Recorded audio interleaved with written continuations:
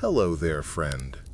Welcome to this quiet corner of history, where we will gently wander through one of the most ordinary, most overlooked, and perhaps most soothing stories ever told: the history of the American Post Office. No wars, no kings, no dramatic discoveries. Just letters, stamps, mailbags, and the slow, rhythmic heartbeat of a country learning how to communicate. So take a deep breath. Get comfortable. Maybe you're lying down. The lights are dim. The day is finally done. And as your mind begins to slow, we'll begin a gentle walk through centuries of envelopes, wooden desks, and the quiet hum of sorting rooms. Before America had post offices, it had messengers. Long before stamps, uniforms, or mailboxes ever existed, there were footsteps. Men, and sometimes women, carrying fragile sheets of paper through forests, over rivers, and along winding dirt paths that connected one lonely settlement to another. It was the 1600s. The world was slower, heavier, quieter. The colonies were small clusters of wooden houses huddled along the coast, each one hungry for news from somewhere else. A letter wasn't just communication, it was connection.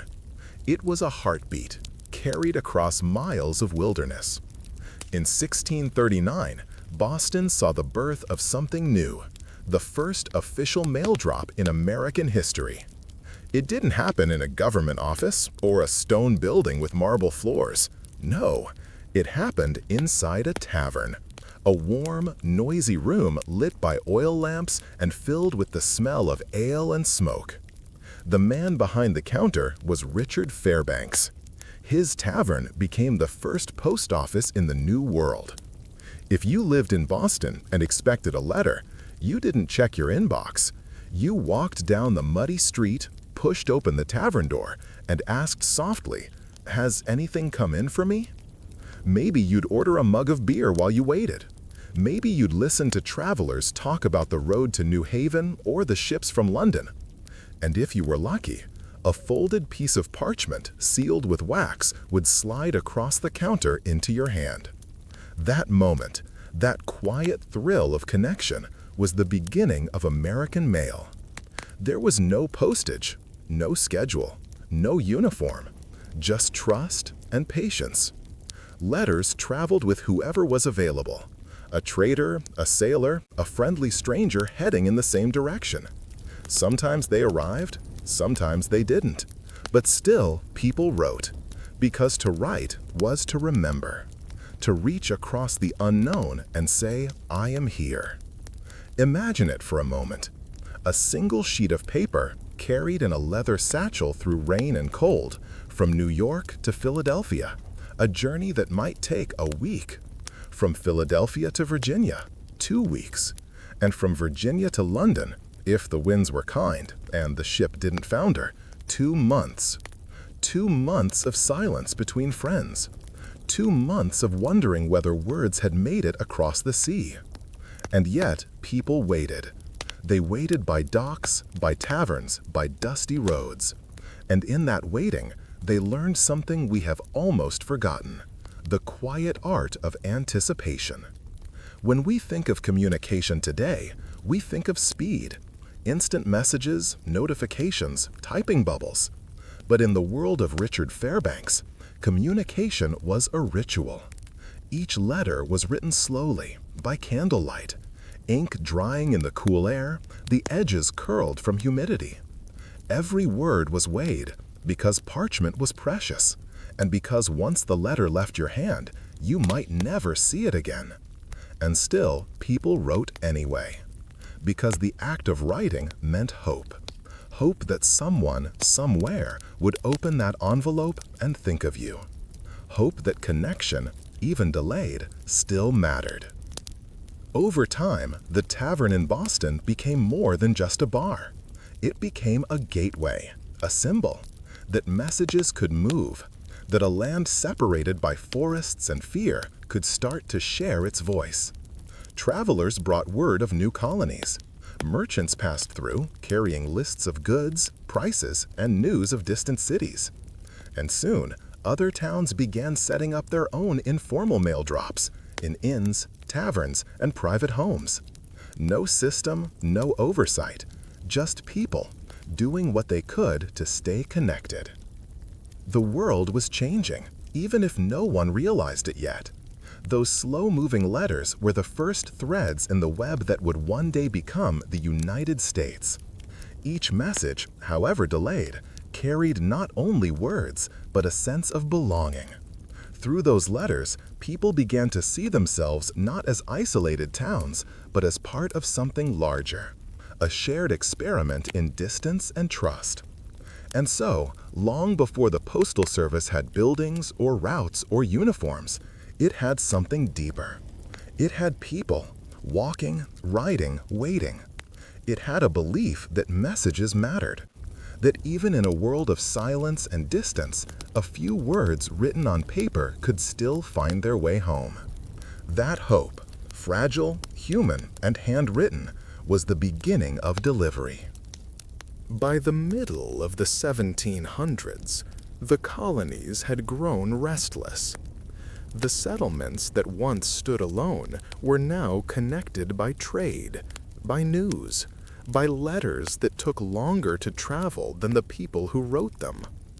But there was still no order, no rhythm, only fragments of connection stretched across thousands of miles of wilderness. The colonies needed a heartbeat, and in 1753 they found one, in the form of a printer, scientist, philosopher, and soon Postmaster General, Benjamin Franklin. In 1753, a man with a curious mind and a fondness for organization was appointed Postmaster General of the colonies, Benjamin Franklin. Franklin, with his spectacles and endless energy, began measuring postal routes on horseback, recording the time between cities, calculating which roads were fastest. He introduced milestones along major roads so riders could judge distance. He even started the first dead letter office, where undeliverable mail was stored, a sort of limbo for lost words. Franklin saw the postal network as the nervous system of a new nation, a way for ideas to move, slowly but surely, from one mind to another. It's calming to imagine it, a lone rider trotting through a foggy forest, a leather pouch of letters swaying at his side, each envelope a small connection between lives. Franklin was a man who believed in systems. Lanterns lit at night, streets named and numbered, knowledge catalogued and shared. To him, letters weren't simply words on paper. They were veins of information, pulsing through a living nation not yet born. When he took over the postal system for the British colonies, it was little more than chaos.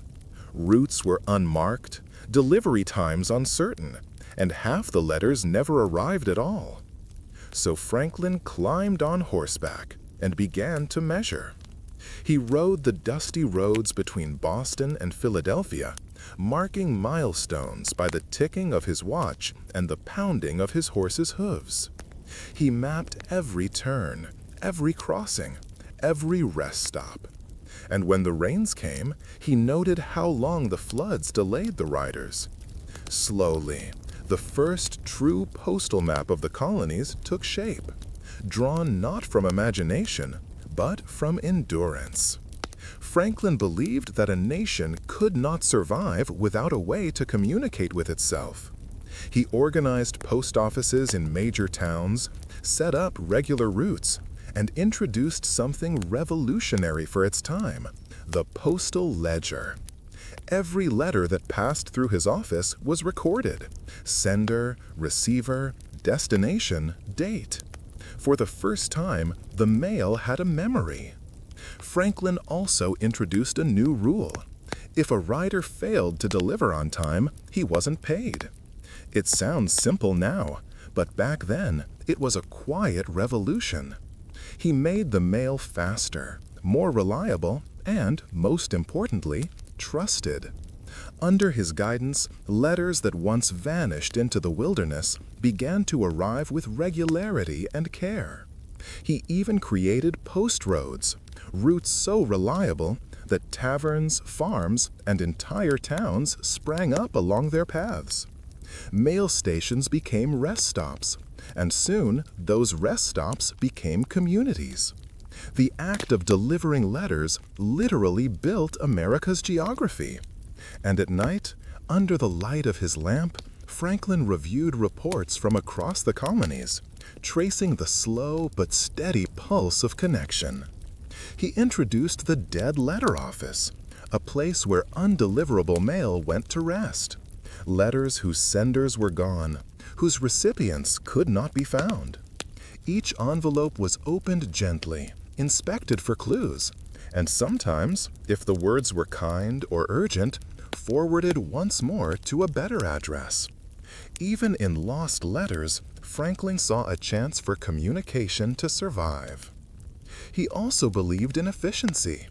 In one experiment, he charted the movement of ocean currents while crossing the Atlantic, creating what we now call the Gulf Stream map, so ships carrying mail could cut their journey time by weeks. For Franklin, speed wasn't about impatience. It was about connection. A faster letter meant a closer people. But as the colonies grew more defiant of British rule, the post became a weapon of control. The Crown monitored letters, censored messages, and used the postal network to track rebellion. Franklin saw this and began quietly supporting a second system, an underground mail route used by revolutionaries. Through this secret network, pamphlets, letters, and coded messages flowed between Boston, Philadelphia, and New York. The same roads that once carried merchant invoices now carried the language of independence. The postal roads had become revolutionary veins, pumping courage across the colonies. When the Revolution broke out, Franklin was dismissed as Postmaster General by the British, but the American Congress soon appointed him again, this time for a new nation, a nation still finding its voice. He took the same system he had built under British rule and gave it to the United States. What began as a tavern in Boston had become the backbone of a country. And yet, when Franklin spoke of his greatest achievements, electricity, libraries, universities, he rarely mentioned the post. Perhaps because to him, it wasn't an invention. It was an act of care. He believed that every message deserved a chance to arrive, no matter how far it had to travel, no matter how long it took. And that belief would outlive him. Through Franklin's hands, the colonies became a network, a living map of riders and letters, ink and trust. His roads would later become highways. His postmarks would evolve into zip codes. But beneath all of it, the purpose remained the same: to keep people connected, to remind a scattered nation that it was, in fact, one. The mail never stops, Franklin once wrote. It only changes its form. And so, under flickering candlelight and the echo of hoofbeats, the American Post Office was born, out of patience, perseverance, and the simple, enduring hope that a message written in one place could reach a heart in another. After independence, the new United States needed more than laws and leaders. It needed communication. In 1792, Congress passed the Postal Service Act, creating a national system, a promise that mail would travel freely across the country, even to the smallest town. Back then, a letter cost 6 cents to send. Not much, but still enough that people wrote carefully, choosing every word before the ink dried. The first post roads followed old Native American trails and wagon paths. The mail carrier, sometimes on horseback, sometimes in a stagecoach, became a familiar figure on the horizon. Every arrival was a small event. Children ran to see if a package had come. Merchants waited for news from suppliers. And lovers, well, they waited for something much more delicate. Now, let's fast forward to one of the most famous and shortest chapters in postal history, the Pony Express. The Pony Express lasted only 18 months, yet it became legend. Riders traveled nearly 2,000 miles from Missouri to California. Each letter weighed less than half an ounce, each journey a race against time. They crossed rivers, deserts, and mountain passes, changing horses every 75 miles. And when they rested, they slept beside their mailbags, because the mail in those days was life itself. Then came the telegraph, and the world became faster. But something quiet was lost. It began in 1860, running from St. Joseph, Missouri to Sacramento, California. Nearly 2,000 miles of open land, crossed by riders changing horses every 75 miles. They carried saddlebags of letters, nothing more. Each envelope was light, each message precious. The Pony Express lasted only 18 months, replaced by the telegraph. But in those months, it became a legend, a symbol of human endurance and the will to connect. Imagine the sound of hooves on dry earth, the wind, the stars, and a letter somewhere inside that bag, whispering across a continent. By the late 1800s, post offices began to appear as landmarks in every town. Small towns had wooden buildings with a single counter and a brass bell above the door. Large cities built marble halls with echoing ceilings, murals, and clock towers.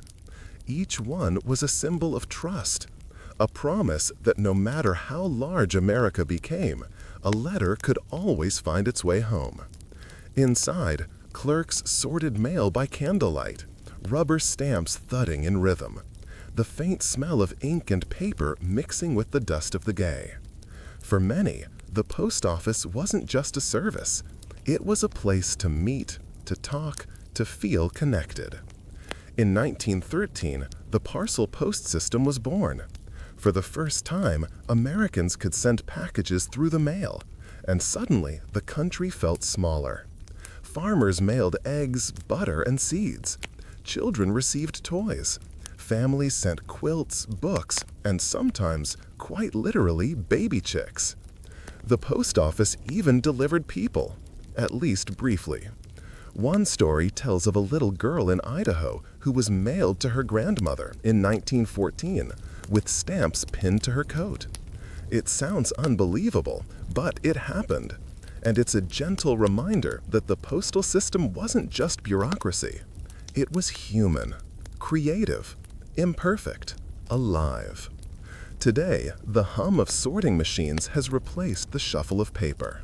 Barcodes, scanners, and trucks now carry the weight once borne by horses and hands. Yet something of the old rhythm remains. Every morning across America, millions of letters still travel from hand to hand. Quiet, personal, real. We send fewer letters now, but when one arrives, the feeling is the same. A small, tangible connection in a digital world. And so, as you rest now, imagine the endless flow of mail, a network of trust stretching over centuries. The creak of a wooden floor in an old post office, the smell of ink, the soft sound of envelopes sliding into place. It's an ordinary story, and that's exactly why it's beautiful. Because sometimes the most boring things in history are the ones that quietly keep the world together. Good night, and may your dreams arrive safely, just like the letters once did.